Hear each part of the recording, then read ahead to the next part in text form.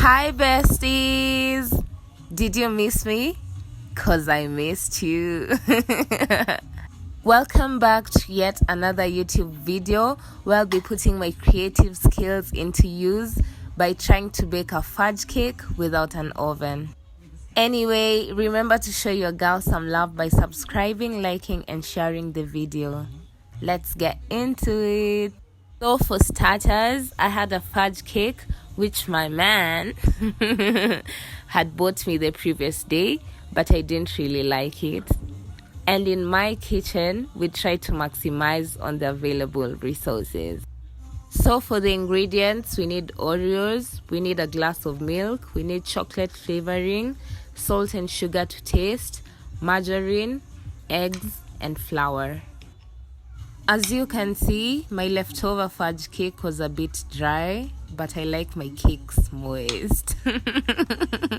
My question this whole time was like, as a service provider, why just not try to give your customers the best? After much ranting, I ended up slicing my cake into blendable sizes and putting them in the blender.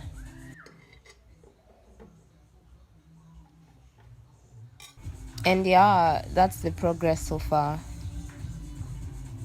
I ended up adding a glass of milk, which apparently I ain't good at aiming. Let's add 4 tablespoons of sugar to the blender. That's for sweet tooths like me. Ignore the background noise. That's my neighbor's son anapiganga nduru akisikia njaa.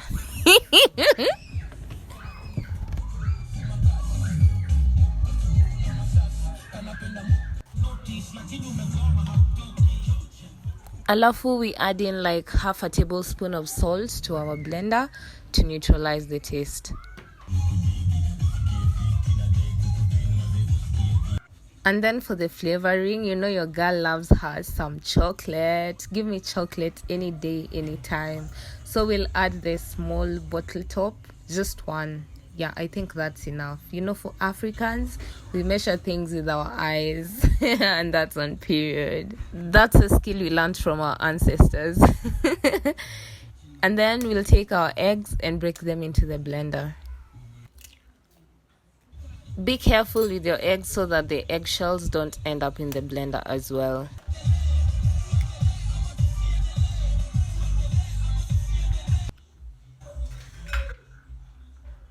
Now that we are done with that, we take our Prestige margarine. You notice that I'm trying to play with the flavors here. So this is like vanilla flavored margarine. And then you remember I added in chocolate flavor essence. So the flavors will kick in at the end. And yo, this boy didn't want to let go. I had to scrub that shit off. Beep beep. Cover your blender jug and yeah. Let's just make our wet ingredients sit well.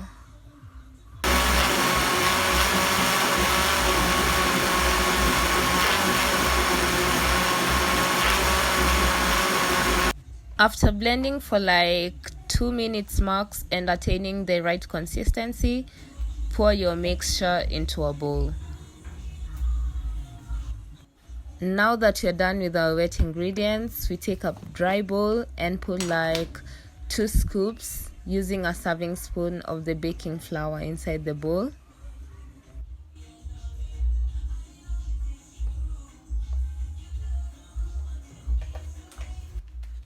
We also add a tablespoon of baking powder or baking soda into the bowl.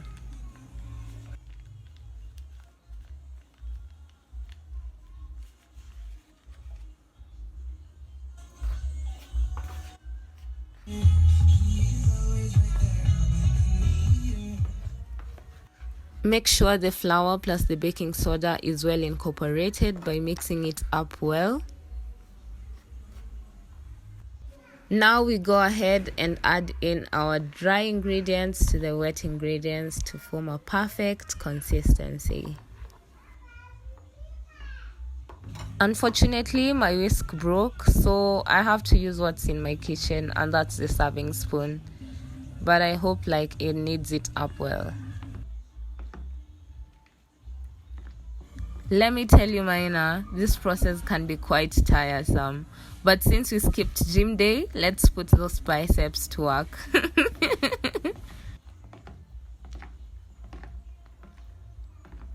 That's my POV when people ask me how I keep fit.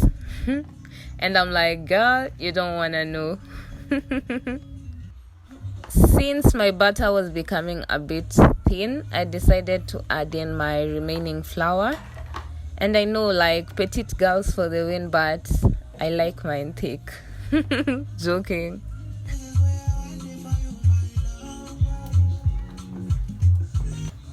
And that's my aerial view, and at this point you're starting to get a grip on things.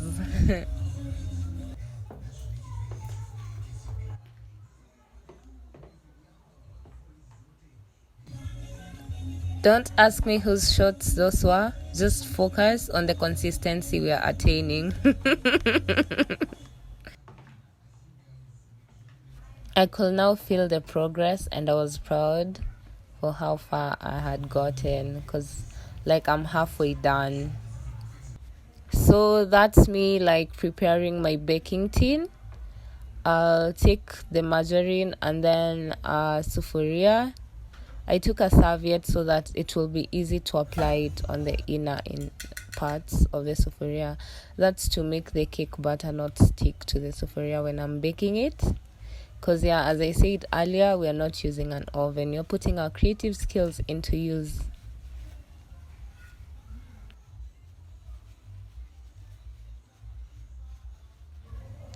This got a bit messy, but yeah, that's the final product. The whole part has been oiled and is ready.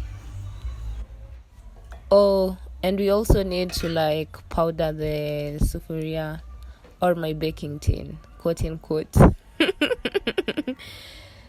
We pour like a bit of the baking flour inside the sufuria and toss it around to make sure that all the parts are covered. This is a key point in like preparing your baking tin.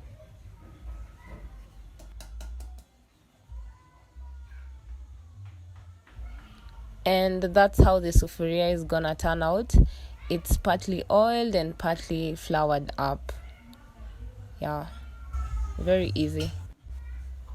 Now remember the Oreos we put aside? We take them and like split them into half, put them into our batter. That's our cake batter. Yeah, just take the Oreos and split them into half and put them there.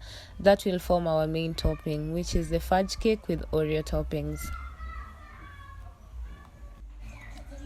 This is me trying to fight the urge to like toss one in my mouth. Dunk it. My cake batter finally came out so perfect. Just look at that. And it tasted even better than it looked. Now we take the sufuria we had prepared, quote unquote baking tin, and pour in our cake batter. Just pour it gently, making sure all the butter is evenly leveled in the sufuria.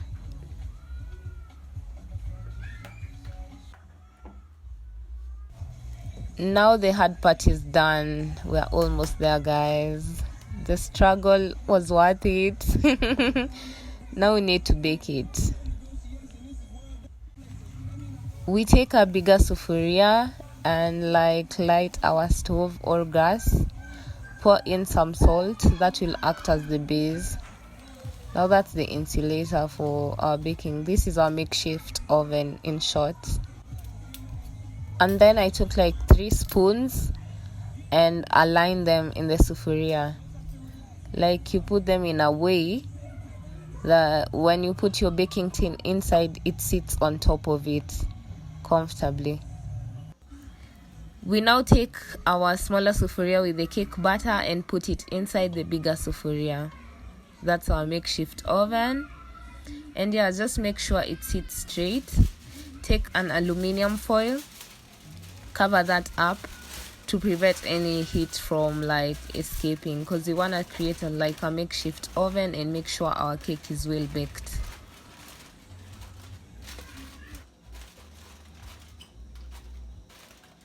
You can also use a lid too. your preference. So let that sit for like 30 minutes and then open it up to check the progress. And as you can see, my cake was baking well. I was like, yeah, period, girl. Just look at that brown crust. And this is all on a gas stove, like literally. And then poke it with a toothpick to see if it's cooked well. And if the toothpick comes out clean, that's well. Now that our cake is fully baked, we transfer it to a clean plate. And wow, I was stunned. Look at that. Imagine I baked this on a gas stove. Now that the hard part is over, let's make the icing for our cake. We are making condensed milk, and for this we'll need a glass of milk. Put it in a clean sufuria and let that simmer for a while.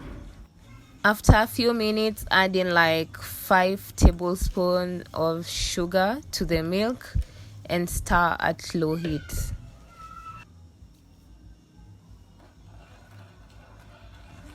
Continue stirring your milk at low heat for a few minutes. That's like for 5 minutes, until you see it start thickening. You see that?